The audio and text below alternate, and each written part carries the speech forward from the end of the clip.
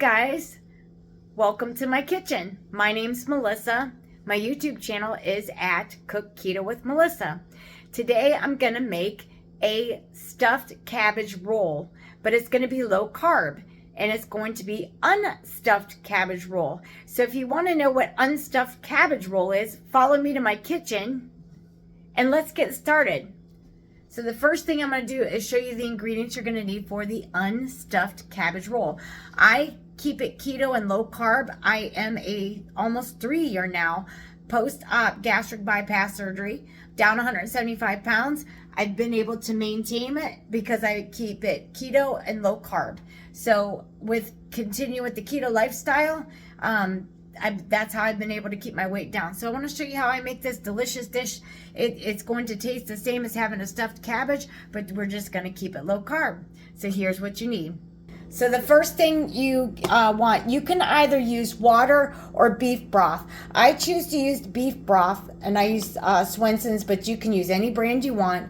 I feel like it's going to give it more flavor than just using water.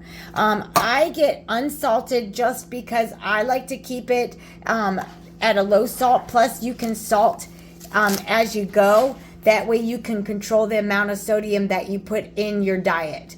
I also get the diced tomatoes and no salt added as well. Once again, you can salt your food.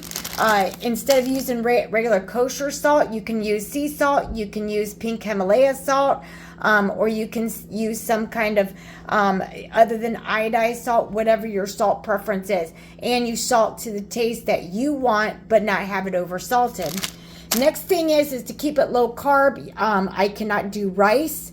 Being a gastric bypass patient, we can't do rice anyways, but even if you're not gastric bypass, use chopped cauliflower. This is same thing as what's called cauliflower rice. They do carry a cauliflower rice that is in a bag, like say Green Giant's brand, in the frozen, but I want fresh because it'll just take less time.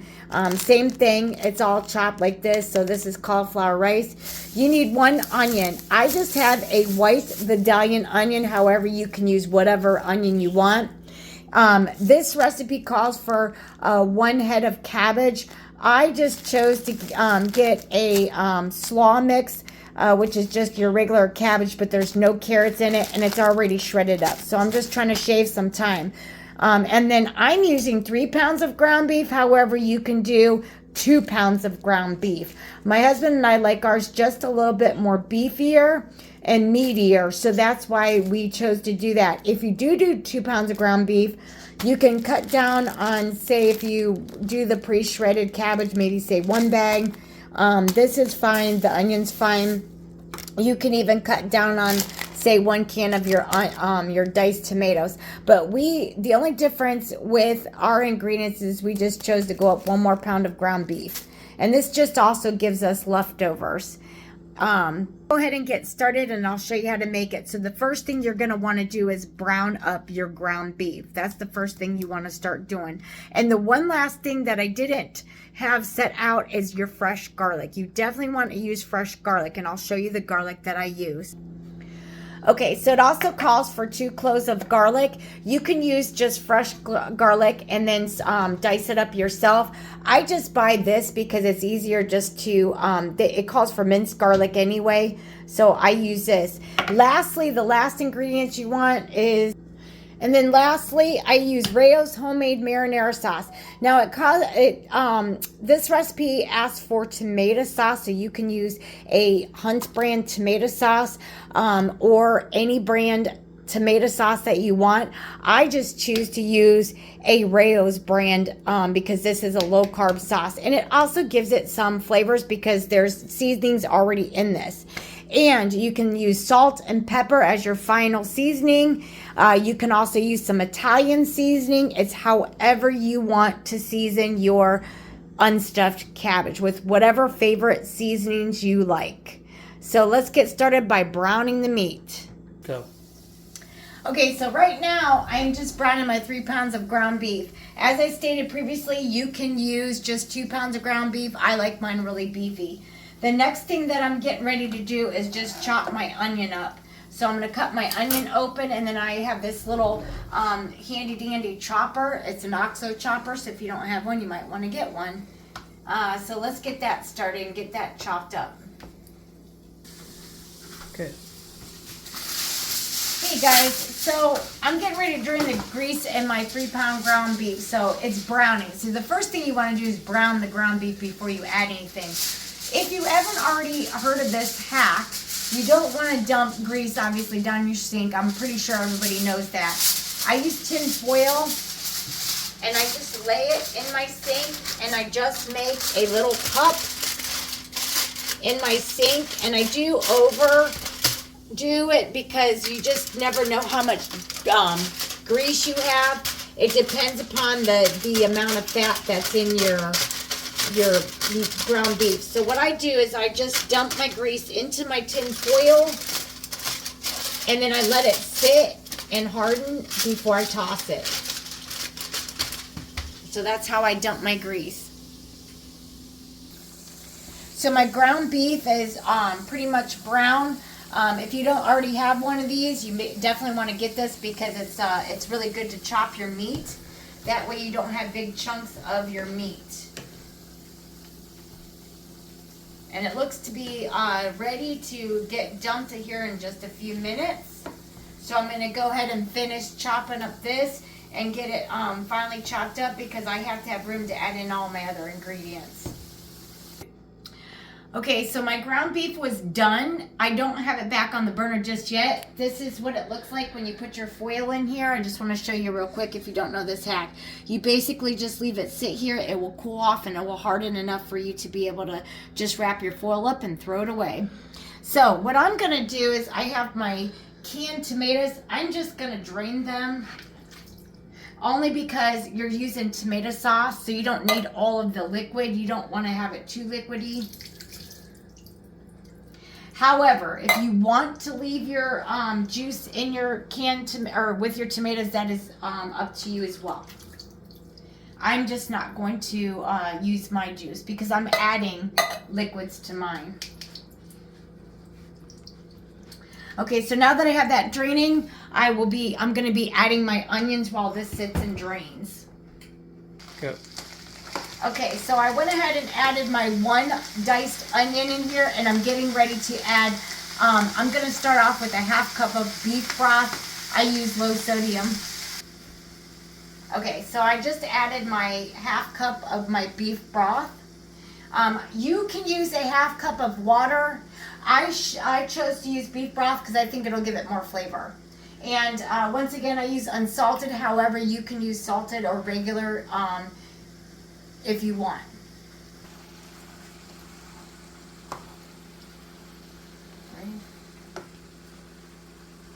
Okay, so I went ahead and added my onions and my diced tomatoes, and I'm just going to let this start cooking before I add the remainder of my ingredients. The next thing you want to add so that the flavors get started to blend, at this point you can add your salt and your pepper for your flavoring. Also, you can add any type of seasonings that you want. You can use an Italian seasoning. You can use any type of seasoning that you want.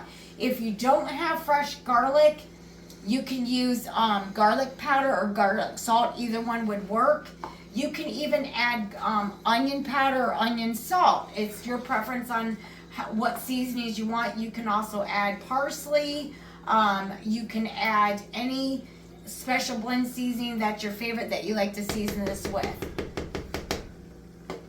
Okay, so right now I'm getting ready to add my 2 cloves of garlic. It's probably about 1 to 2 tablespoons with a clove of garlic. You want to make sure it's minced.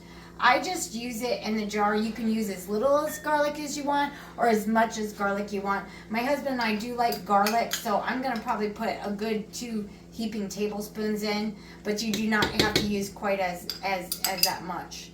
Do a little bit more in there. You can use fresh garlic. I just get the minced garlic in the jar.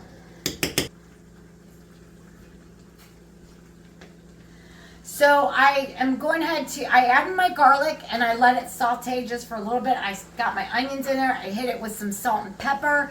I did put a little bit of Italian seasoning in there just for a little pep. Now I'm just adding my shredded cabbage. Now it looks like there's a lot, but you have to remember, just like spinach, cabbage will wilt down. So I'm just gonna put one bag in and I'm gonna cover it with the lid, and then I'm just gonna let it wilt down. We may not need to add any more cabbage, but I will know as it cooks down if I need to add more cabbage or not. This bag did have quite a bit in there, and you really just need like one head of cabbage. And this bag is about, let's see, it says 10 ounces. So I'm starting with one 10-ounce bag of just shredded cabbage. So what I'm going to do is put my lid on and just kind of let it wilt down for a minute. Just remember to season your ground beef and that before you add your cabbage with whatever seasonings. Hit it with some, you can use sea salt, you can use regular salt, you can use Himalaya salt, pink Himalaya salt. It's whatever type of salt that you want. So I'm going to go ahead and let the first batch wilt down and see if I need to add any more. Okay, so the first bag, which was a 10-ounce bag of cabbage pre-shredded. Now, however, you can just get a head of cabbage and shred it yourself. It's late and I just want to make this a quick dinner recipe. So it's all about quick, easy, and cheap on the budget while keeping it low carb. So my first bag wilted down, and as I was stirring it, I realized I wanted to add one more bag. I do not need the third bag. So for my recipe with the 3 pounds of ground beef that I used 2 10-ounce bags of shredded slaw mix, which is just your cabbage, no carrots in there. However, if you want carrots in there, you're welcome to use the bag with the carrots. That's your preference. Everything's been seasoned. So far, I browned 3 pounds of ground beef. Then I added my onion, my garlic. Then I added, after that kind of festered in there, then I added my seasonings. And then I added my half cup of my beef broth. However, you can add more if you choose to. The last thing after my cabbage wilts even more, it's just like spinach. You have to just let it heat up and wilt more. The last thing I'm going to do is add my tomato sauce. You can add just a regular can of tomato sauce, or you can add a jar of Rayo sauce or any type of your favorite spaghetti or marinara sauce. So that's what I'm waiting on, is for this to wilt down, and then I'll add my sauce, and then I'll show you how to assemble it. Okay, so I added some of my sauce, and you just want to add however much you want. For me, I have to add more than 1 can because I use 3 pounds of ground beef. So I'm just going to add the rest of my Rayo sauce. And once again, you can use just a regular tomato sauce, or you can use your favorite like spaghetti sauce or marinara sauce. So I use Rayo's because it's low in carbs and low in sugar. And this is definitely a low-carb, keto-friendly sauce that is my go-to for spaghetti, lasagna, anything that I make of that manner. So then what you want to do is just mix it in. And then once you get it mixed in really good, then you just put the lid on the pan, and you're just going to let it simmer for, about 10 to 15 minutes, just to let all these flavors just combine. As you can see, my cabbage is all wilted down. And all I'm doing is just mixing my sauce. And you just keep mixing it until it's all incorporated. And once again, you just turn your heat on low once you've got your sauce all mixed up. And then you put the lid on and let it simmer about, you could do it anywhere from about 15, 20 minutes.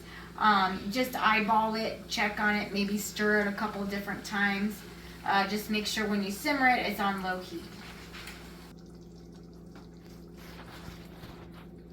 Okay, so it's done simmering. I've let it simmer for about 15 to 20 minutes, and I'm getting ready to plate this up, and I'll show you what it looks like. Okay, so I have it in the bowl, and let me show you what it looks like in the bowl. I put it in a bowl because it's a little bit soupy, so it's easier to eat this way.